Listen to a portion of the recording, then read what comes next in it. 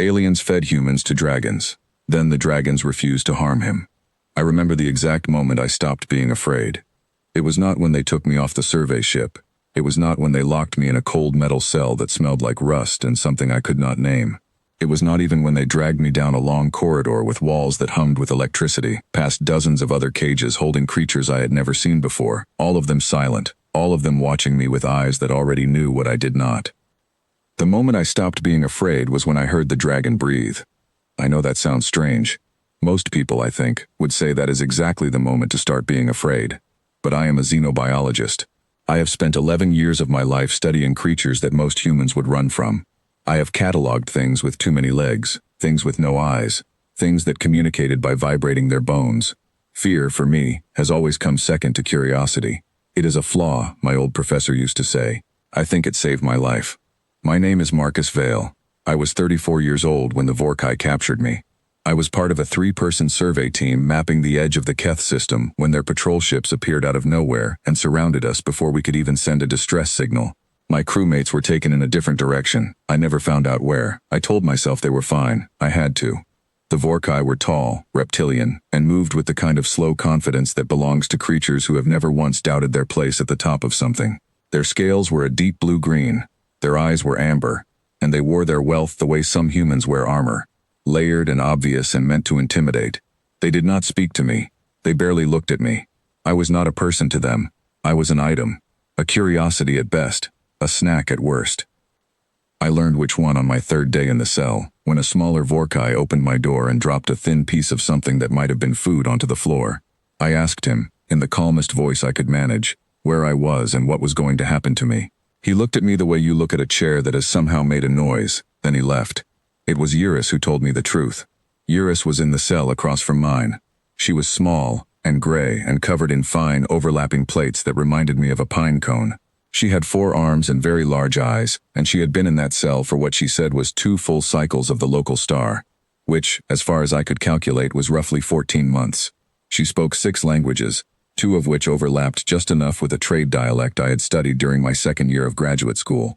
We built a rough bridge between us over several days, piecing together meaning from shared roots and repeated gestures, and a lot of patient guessing. She told me about the arena. The Ketharan Grand Arena was the Vorkai Empire's greatest entertainment.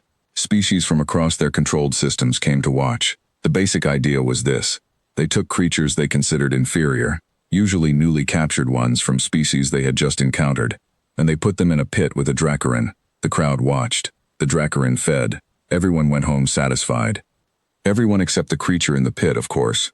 But no one was counting them. The Dracarin were the Vorkai's prized animals.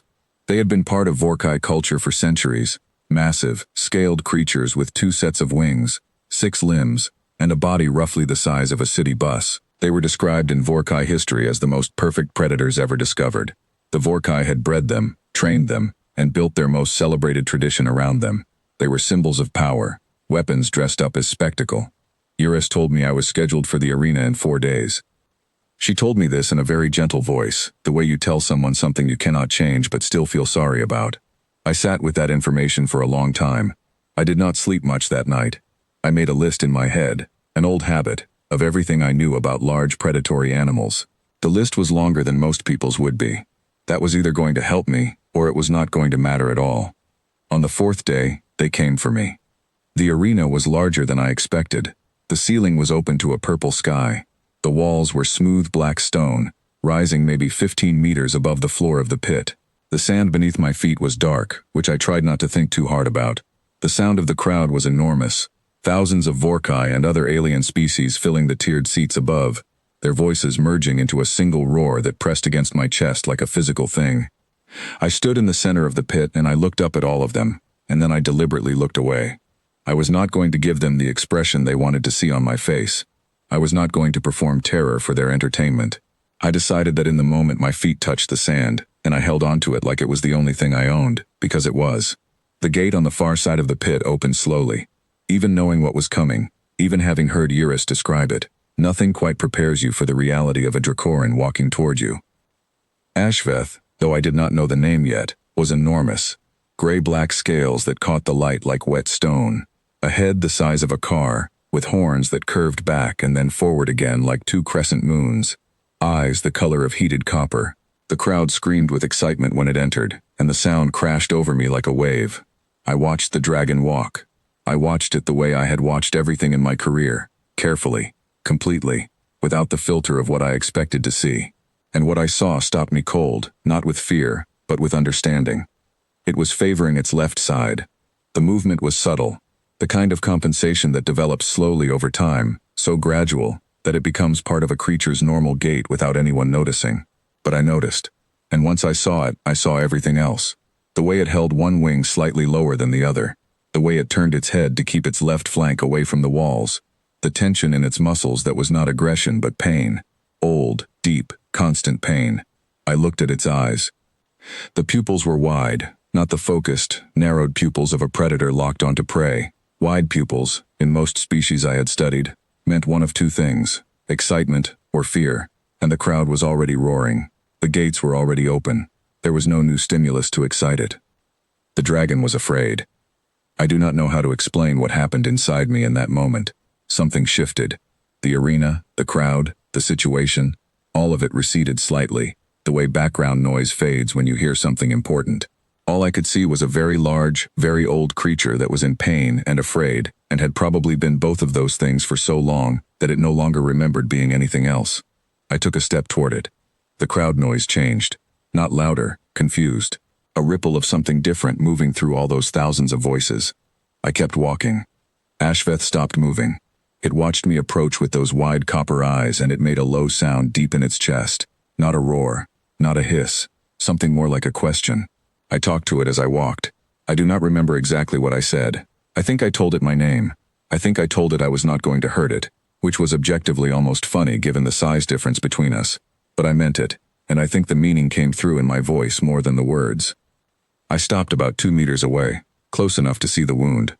It was on the left side, just behind the shoulder joint where the wing connected to the body. A bad one.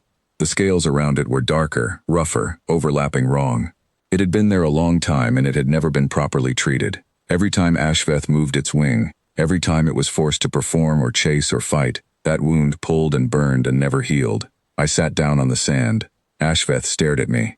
The crowd had gone almost completely silent. I tore a strip from the bottom of my shirt. It was not sterile. It was not going to fix anything. But it was all I had, and I held it out in front of me and waited. Just waited. I counted my own heartbeats. I got to about 200 before Ashveth lowered its enormous head and sniffed the cloth. Then it lowered its head further and sniffed me. I stayed still, breathing slowly and steadily, the way I had learned to do years ago when approaching animals in the field. Slow breath signals safety. Fast breath signals panic. Panic signals prey. Ashveth's nose touched my outstretched hand. The crowd made a sound I had never heard from thousands of creatures before. A collective, involuntary sound, like the universe itself had just exhaled in surprise. Slowly, with movements I made as visible and deliberate as I could, I shifted closer and brought the cloth to the edge of the wound. Ashveth flinched once, a full-body shudder that I felt through the sand beneath me. I stopped, waited, talked, started again. It took a long time, but the dragon held still. I cleaned what I could. I know it barely mattered medically, but it mattered to Ashveth. I could feel the change in its body, the way the tension slowly, gradually, began to ease. Not completely, not even mostly, but a little, and sometimes a little is everything. When I finally sat back, Ashveth did something I was not expecting. It lay down beside me. It curled its body around me, not trapping me, not cornering me, but surrounding me, the way large animals sometimes surround things they have decided to protect. Its warmth came through the sand. Its breathing was slow and steady. The wound on its flank rose and fell with each breath, close enough that I could have touched it again without moving. I looked up at the silent arena, at thousands of alien faces staring down at me, at the ornate box near the top of the stands where a Vorkai in particularly expensive-looking armor sat very, very still. I did not know his name yet. I would learn it later. Arena Master Torvex, a male whose entire reputation had just been publicly and thoroughly dismantled by a human sitting in the sand talking to his prize dragon. I allowed myself a very small, very private satisfaction. They did not know how to end the event. They let it run. Eventually the gates opened and I walked back through them, and Ashveth watched me go with those copper eyes, and made that low, questioning sound again. I turned and looked at it for a moment. Then I went back to my cell. That night, For the first time since my capture, I slept. Things changed after that, though not immediately and not easily. The Vorkai did not take what had happened well.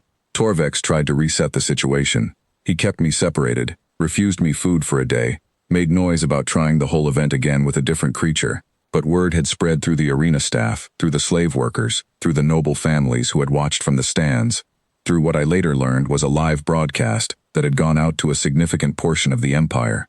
Everyone was talking about the human who sat down in front of a Dracarin. Eurus, when I got back to my cell, looked at me with an expression I could not entirely read across the species barrier, but I thought it might have been something close to wonder. I asked her, through our slow and careful shared language, what she knew about Dracarin biology. She knew more than I expected. She had been a naturalist on her own planet before her capture, and she had access to some Vorkai educational materials through a screen in her cell that was apparently meant to show propaganda, but also inadvertently showed other things. Over the next several days, we built a picture together. What I had suspected in the arena turned out to be more significant than I had realized. Dracorin were empathic, not in a mystical sense but in a deeply biological one. Their nervous systems were extraordinarily sensitive to the chemical signals put out by the creatures around them. Fear signals, aggression signals, distress signals. They read all of these constantly and responded to them. The Vorkai had built their entire training method around dominance and fear, which worked up to a point, but also kept the Dracorin in a permanent state of high stress. It was why they were so aggressive in the arena. They were not predators who enjoyed the hunt. They were frightened creatures lashing out at whatever was put in front of them, because everything in their environment told them the world was dangerous. Humans, as it turned out, were different. I did not know this about our own species, and I find it equal parts humbling and remarkable. When humans enter what researchers call a caregiving state, the mental and physical mode we go into when we are helping something, we produce a specific cocktail of neurochemicals, calming ones, the kind that, in a human context, help us stay steady when things are difficult. In the context of a creature that reads chemical signals from the environment with the sensitivity of a finely tuned instrument, those chemicals apparently translated as something the Dracarin had possibly never encountered from a creature in that pit before. Safety. I smelled like safety to them. I want to be clear that I did not engineer this. I did not know it was happening. I was just doing what felt right, which was treating a large wounded animal with the same care I would have given any creature I encountered in my work. The science was there underneath it, doing its quiet work without my knowledge or permission, which, now that I think about it, is usually how the best science operates. Over the following days, I was brought back to the dragon enclosures, not for another arena event, but because Torvex was furious and confused, and, I suspect, under enormous pressure from the noble families who had watched the broadcast and wanted answers. There were 3 other Dracarin in adjacent pens. I named them Vel, Korath, and Sene. I spent time with each of them, not doing anything dramatic, just being present, talking, moving slowly, offering the same steady calm that I had given Ashveth. One by one they responded. By the end of the first week, all 4 Dracarin would approach the barriers of their enclosures when I came near. They made sounds I began to catalog, different pitches, different rhythms, repeated in patterns that were too consistent to be random. I started to write down everything I observed, borrowing a piece of marking material from a sympathetic arena worker who I believe was not Vorkai, and whose small kindnesses I will not forget. The High Curator came on the 9th day. Her name was Des Viral, and she was the Vorkai Empire's leading authority on xenobiology. She was smaller than most Vorkai I had seen, older, with scales that had faded slightly at the edges, and eyes that missed absolutely nothing. She came with 2 assistants and a translation device, and she sat across from me in a room that was the first room I had been in since my capture that had actual chairs. She studied me for a long moment without speaking. Then she asked, through the translation device, how I had done it. I told her exactly what I had observed and what I believed the mechanism was. I spoke carefully and precisely, the way I had been trained to present findings. I did not embellish. I did not guess at things I did not know. I told her what the evidence suggested and where the gaps in my understanding were.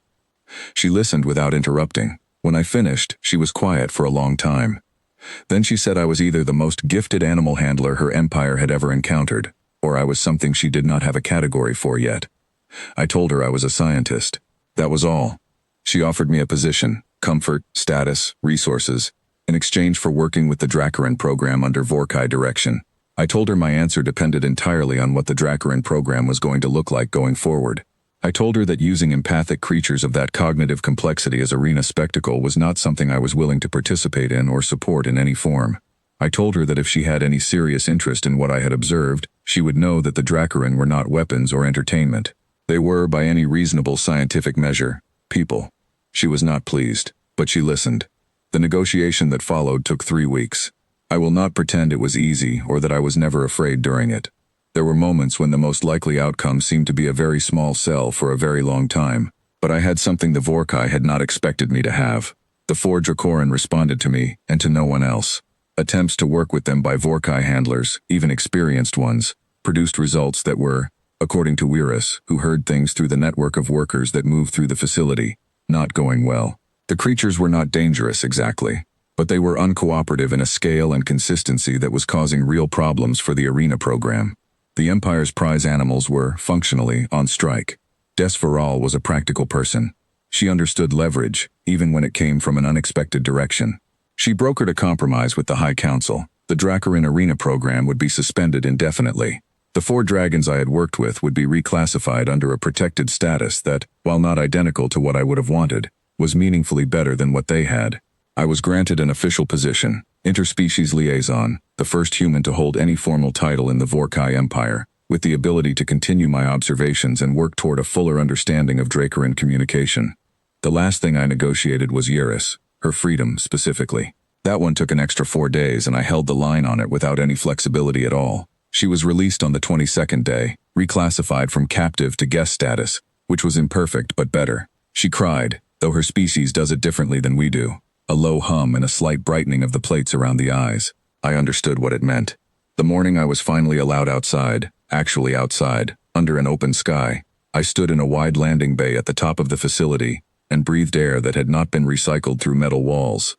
The sky was a deep orange-red, the local star low and large on the horizon. It smelled like dust and something faintly sweet that I could not identify. Ashveth stood beside me. The Vorkai handlers had been cautious about allowing it, but Des had approved the arrangement. The dragon was enormous next to me, a fact that I was used to by now and no longer registered as threatening. The wound on its flank was being properly treated. The scales around it were already beginning to look healthier. Its posture was different than it had been in the arena, less tight, less guarded. Not free, not yet, not fully, but different, working toward something. I put my hand against the side of its jaw. The scales were warm from the morning air. Ashveth made a low, steady sound, one I had catalogued as a signal of what I believed was contentment, though I was careful in my notes to label it as a hypothesis rather than a conclusion. Science is patient that way. I thought about Earth, about my family, who did not know where I was, about my crewmates, who I was now in a better position to ask about the 11 years I had spent studying creatures that other people found frightening, trying to understand them on their own terms rather than on ours. The Vorkai had taken humans and put us in a pit with the most terrifying thing they owned, because to them we were nothing. We were small and soft, and arrived without weapons and spoke languages no one here had learned. We were, by every measure they had, at the bottom of whatever hierarchy they had built the universe into. They forgot something. They forgot that we are the species that crawls toward wounded animals, that runs toward disasters instead of away, that sits down in the dirt next to something frightening and starts asking questions instead of screaming. That somewhere in our long, complicated history of being the softest creature on our planet, we learned a different kind of strength, the kind that comes from paying attention, from caring, from refusing to see a monster when there is a living thing in pain instead. I looked at Ashveth. Ashveth looked back at me with those copper eyes, calm and steady in the morning light. They fed us to the dragons to prove we were nothing, but they forgot that humans do not see a monster and think about dying. We see a creature in pain and think about helping. That is not weakness. That is the most dangerous thing in the universe. And I think, in the end, the universe is starting to figure that out.